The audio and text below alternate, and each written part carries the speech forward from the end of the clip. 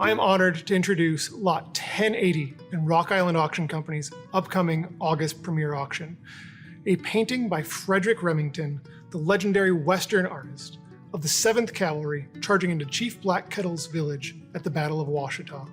Frederic Remington is easily one of the most iconic American artists, especially of the late 19th century, and especially American artists capturing life in the Old West.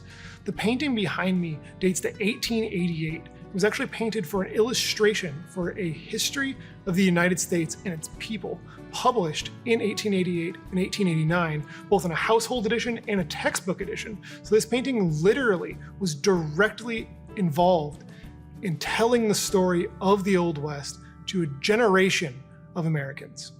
The painting depicts the 7th Cavalry led by George Armstrong Custer stretching out in a long column as it charges through Chief Black Kettle's village along the Washita River, firing their revolvers at the Indians as they emerge from their teepees. Some of the Indians are firing back, one already lays dead and another is wounded. The scene is painted in black and white, providing stark contrast in a relatively nightmarish scene for the Cheyenne. But it must be remembered that this painting was originally used to depict what was considered a US military victory over the Cheyenne. The painting from 1888 depicts events that took place 2 decades earlier, on November 27, 1868. Lieutenant Colonel George Armstrong Custer and 689 troopers from the 7th Cavalry were ordered by Major General Philip Sheridan to punish the Southern Cheyenne for raids against settlements and wagon trains by attacking them in their winter camps when they were more consolidated. The 19th Kansas Volunteer Cavalry was also supposed to join the expedition, but were delayed by the winter storms. Custer's orders from Sheridan were, quote, to kill all the warriors, capture all the women and children, destroy all camps and material goods, and kill all the ponies. Black Kettle's village on the Washita was comprised in part of survivors from the Sand Creek Massacre, which took place 4 years earlier, on November 29, 1864. Black Kettle himself had worked to try to maintain peace after that event, but many of the warriors from his village and from the Southern Cheyenne at large continued to wage war against the United States, conducting raids against settlements and attacking wagon trains throughout the Southern Plains. Just prior to the battle, Black Kettle himself was in contact with the US military to try to protect his village and keep it out of the conflict. But the military had already been ordered to attack the Southern Cheyenne for their recent attacks against the settlements, leaving no room for peace. The Cheyenne war parties had left behind dead and mutilated bodies and sporadic attacks across the plains, ran off or stole livestock, and even taken some of the women and children captive, naturally leading to a response from the US military. The 7th Cavalry set off in search of the Cheyenne along the Washita. Major Joel Elliott's detachment and Osage scouts discovered a war party's path in the deep snow, and the 7th Cavalry came back together and followed the path into the night. They reached the outskirts of the village under the cover of darkness and conducted a brief reconnaissance. They counted approximately 50 lodges in the village. Custer did not know there were other Arapaho, Cheyenne, and Kiowa villages just to the east along the river. Custer's men were armed with Spencer Model 1865 repeating carbines, along with Colt Model 1860 Army revolvers and Remington New Model Army revolvers, in addition to their cavalry sabers. Custer devised a plan to split his force into multiple detachments to surround the village and launch a simultaneous attack at daybreak.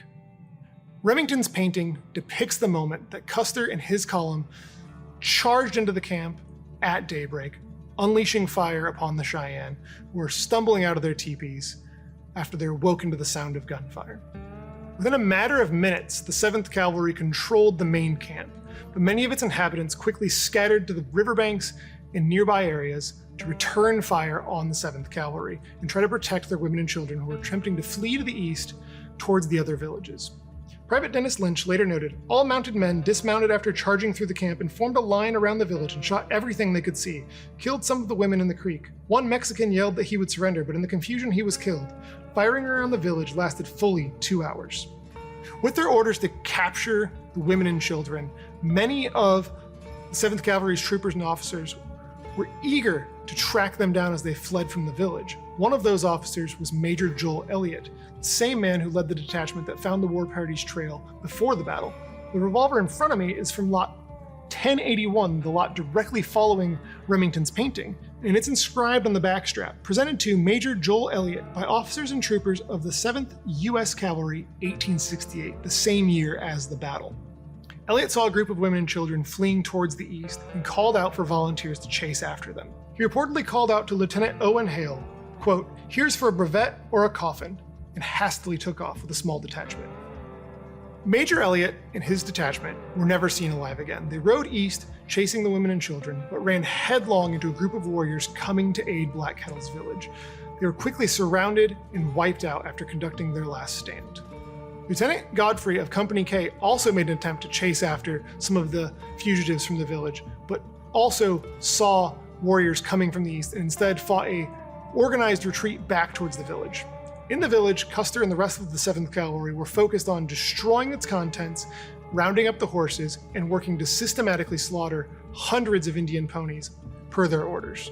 As the warriors from nearby villages began to arrive around Black Kettle's village, Custer consolidated his men and used the women and children effectively as human shields. He later wrote in My Life on the Plains, "It must be remembered that in undertaking to penetrate the Indian country with so small a force, I acted throughout upon the belief that if proper precautions were adopted, the Indians would not molest us. Indians contemplating a battle, either offensive or defensive, are always anxious to have their women and children removed from all danger thereof. By our watchfulness, we intended to let the Indians see that there would be no opportunity for them to take us by surprise, but that if fighting was intended, it should not be all on one side.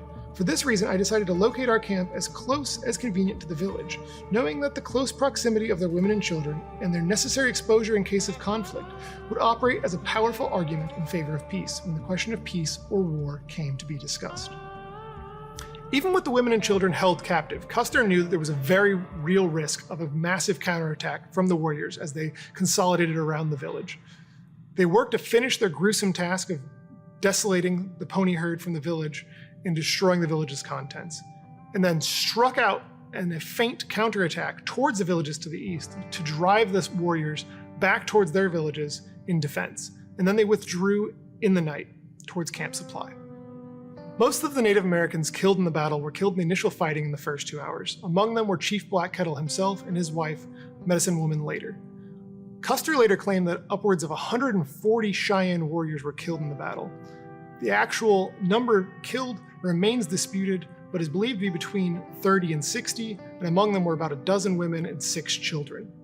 Custer's known casualties as he left the Washita mainly consisted of Captain Lewis Hamilton, who was killed in the initial charge, as well as Major Joel Elliott and his missing detachment, whose fate remained unknown. Captain Frederick Benteen personally faulted Custer for what he saw as abandoning Elliott and his men to their fate.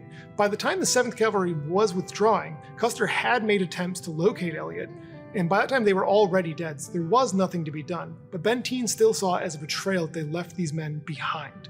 Many have said that Benteen's grudge against Custer played a major role at the Battle of Little Bighorn 8 years later. Custer again failed to conduct a proper reconnaissance of the Native American village before he conducted his attack. He again divided his forces into smaller detachments to attempt to surround a village, not knowing it was one of the largest villages ever assembled on the Great Plains. He also underestimated the Native Americans' willingness to fight back against the 7th Cavalry as they charged in.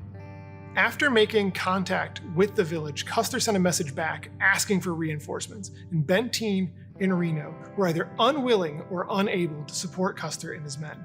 Instead, they were entirely wiped out.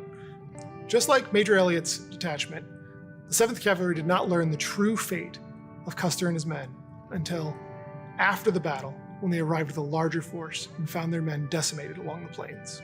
Remington's painting in Lot 1080 represents the beginning of this mayhem on that early morning in November 1868. And the revolver in Lot 1081 connects us to Elliott and his men who were killed making their last stand during the battle. To have these 2 items, these 2 historic artifacts back to back in one auction in the catalog is an incredibly rare opportunity to study history through these incredible artifacts. It has been my distinct honor just to be in their presence, let alone to work with them and study them and tell you about them. I hope that you'll come down to Bedford, Texas to see them in person. They are incredible pieces from the American West, from a tragic day in American history.